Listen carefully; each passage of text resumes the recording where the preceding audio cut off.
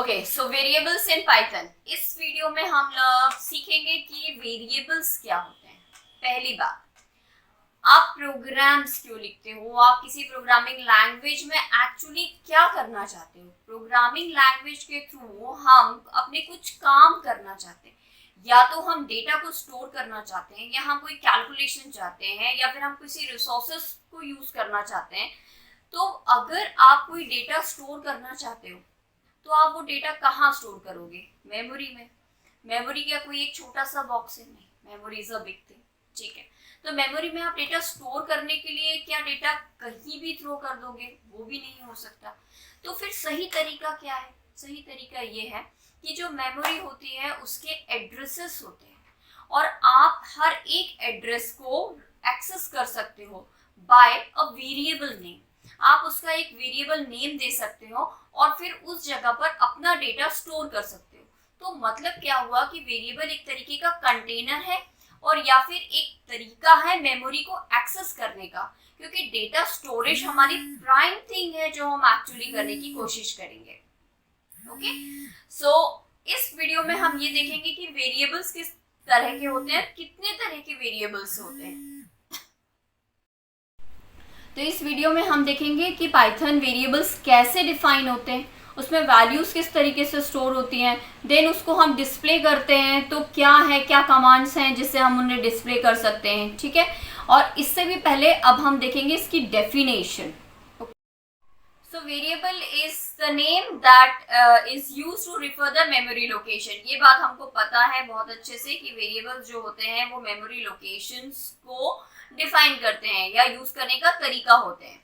तो अब हम क्विकली चलते हैं अपने कोलैबोरेटरी पे, और क्योंकि हमने लास्ट वीडियो में कोलैबोरेटरी सीखा था और हम वही वर्क करेंगे, तो हमने कोलैब पे गए और हमने वेलकम टू कोलैबोरेटरी क्लिक किया है, और वेलकम टू कोलैबोरेटरी के बाद एक नोटबुक ओपन होगी। उस नोटबुक का हम पहले नाम चेंज करेंगे क्योंकि हम अपने प्रोग्राम्स लिखना चाहते हैं, उसमें हम उसमें कमांड्स लिखेंगे। तो आपकी ये नोटबुक लोड हो गई है। अनटाइटल्ड को हम चेंज करके इसका नाम दे देते हैं, हम काम कर रहे हैं, वेरिएबल सीख रहे हैं हम, तो इसका नाम दे देते हैं हम वेरिएबल। ओके, नाउ अब टैब में हम सबसे पहला एक वेरिएबल बनाते हैं, लेट्स एनी नेम। वेरिएबल का एक नाम होता है, तो हम कोई भी एक नाम ले रहे हैं, नेम ले रहे हैं, उसका भी एक तरीका है लेने का कि ये केस सेंसिटिव है। केस सेंसिटिव मतलब अगर आप कैपिटल ए लेते हो कि आप स्मॉल ए लेते हो, ये दोनों अलग अलग हैं, सेम नहीं है। तो अगर आप कैपिटल ए लेते हो तो capital A he through out आपको नेम यूज करना पड़ेगा। अभी जस्ट मैंने यूज किया है x इज इक्वल टू 2, तो ये मेरा एक वेरिएबल है, मतलब x एक ऐसा नाम है मेमोरी प्लेस का जिसमें हम 2 स्टोर कर रहे हैं। प्रिंट करने की कोशिश करो x, जस्ट राइट x। तो ये ब्यूटी ऑफ कोलैब है, जो कि आप विदाउट अ प्रिंट स्टेटमेंट अगर वेरिएबल का नाम लिखोगे तो उसकी वैल्यू डिस्प्ले होती है। ओके, जस्ट सी 2 डिस्प्ले हो गया। बाकी आप इसमें प्रिंट भी लिख सकते हो। सो अगर हमने इसको प्रिंट फंक्शन में एनक्लोज कर दिया है और सॉरी पैरेंथेसिस में डाल दिया, तो प्रिंट फंक्शन से भी हमें सेम आंसर आने वाला है। अब हम ट्राई करते हैं कि हम कोई कैलकुलेशन कर सकते हैं और आंसर कैसे आएगा। तो अब एक नया टैब लेंगे हम।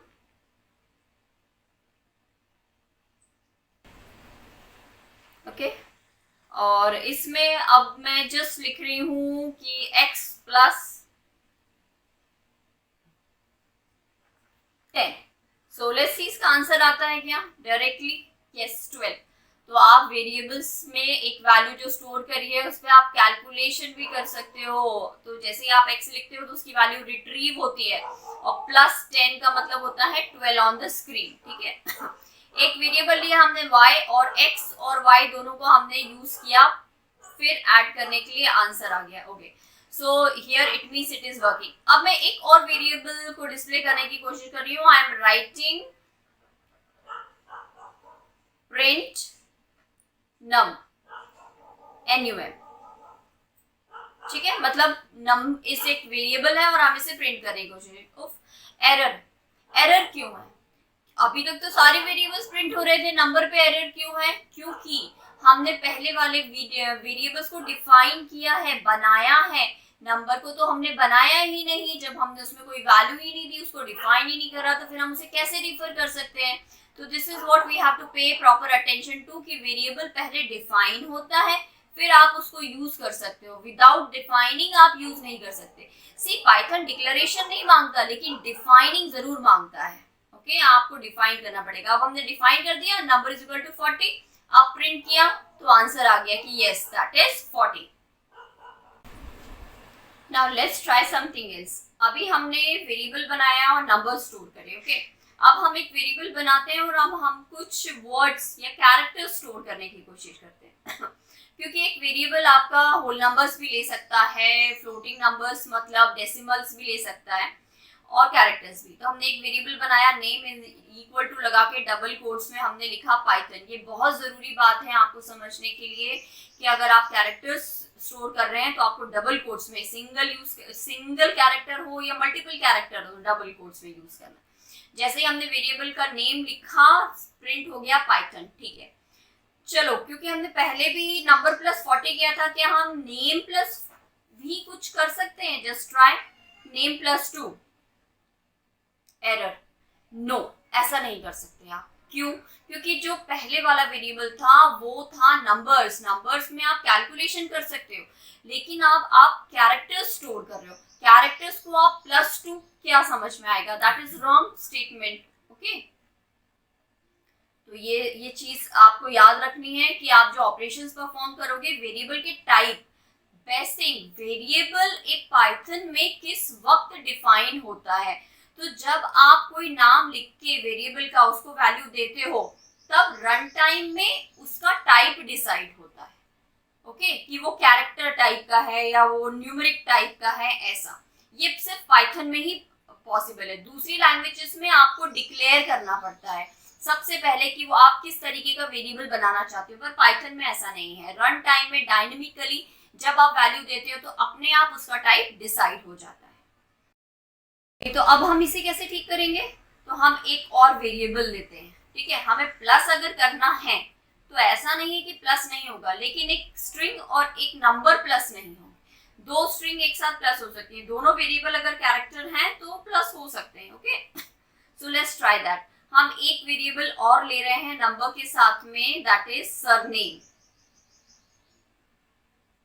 एक नया टैब ले लेते हैं और इस नए टैब में मैंने लिखा है surname is equal to, in double quotes मैंने एक नया वेरिएबल बना लिया और उसमें नई वैल्यू दे दी। ओके, और ये वेरिएबल जिसमें हम कैरेक्टर स्टोर करते हैं ना, उसे स्ट्रिंग कहते हैं पाइथन में। तो हमने एक और स्ट्रिंग बना लिया। अब हम यूज कर रहे हैं नेम प्लस सरनेम। तो क्या अब ये वैल्यू आएगी? डेफिनेटली अब आंसर बहुत अच्छे से आएगा।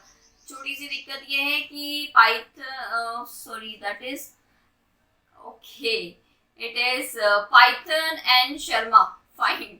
सो अब अगर हमें इसमें स्पेस चाहिए तो हम एक बार प्लस साइन और यूज करेंगे और अब हम डबल कोट्स में स्पेस दे सकते हैं।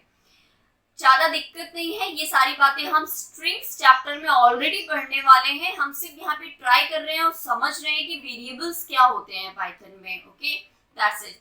तो पाइथन एंड शर्मा दो स्ट्रिंग है, कॉम्बिनेशन तो नहीं बन रहा, बट स्टिल एटलीस्ट दो स्ट्रिंग है, और जिनको हम अगर इस तरीके से प्लस यूज करते हैं जिसको हम कॉन्कैटिनेशन कहते हैं, और हम इस तरीके से दो स्ट्रिंग को ऐड करके भी ऑपरेशन। अब कुछ बात वेरिएबल के नेम से रिलेटेड, कि वेरिएबल नेम को भी लेने का एक तरीका है, एक रूल है जो आपको फॉलो करना बहुत जरूरी है पाइथन लैंग्वेज में और किसी भी प्रोग्रामिंग लैंग्वेज में। जैसे कि आप वेरिएबल नेम लेते हो तो आपका वेरिएबल जो है वो नंबर से स्टार्ट नहीं हो सकता वेरिएबल नेम, और किसी स्पेशल कैरेक्टर से भी स्टार्ट नहीं हो सकता, सिर्फ कैरेक्टर या अंडरस्कोर से ही स्टार्ट हो सकता है। तो मैं इस यहाँ पे एक वेरिएबल बना रही हूँ। फॉर एग्जाम्पल अगर मैंने उसमें लेने की कोशिश करी, फॉर एग्जाम्पल मुझे कुछ रोल नंबर बनाना है। ठीक है, तो I am writing roll number 1, तो ये वेरिएबल पॉसिबल है। ठीक है, ये चल जाएगा क्योंकि ये कैरेक्टर से स्टार्ट हो रहा है और नंबर हमने यूज किया है, लेकिन लास्ट में यूज किया और एटलीस्ट फर्स्ट यूज नहीं किया है। लेकिन अगर हम 1 और रोल नंबर लिखने की कोशिश करें तो ये वेरिएबल कभी नहीं बन सकता, ये एरर थ्रो करेगा क्योंकि ये अगेंस्ट द रूल है। ठीक है, तो this is all about variables in Python. बहुत आसान सी चीज है, वेरिएबल पे बहुत ज्यादा स्ट्रेस पाइथन नहीं देता है और लैंग्वेज की तरह काफी फ्लेक्सिबिलिटी है किसी भी वेरिएबल को डिफाइन करने और काम करने।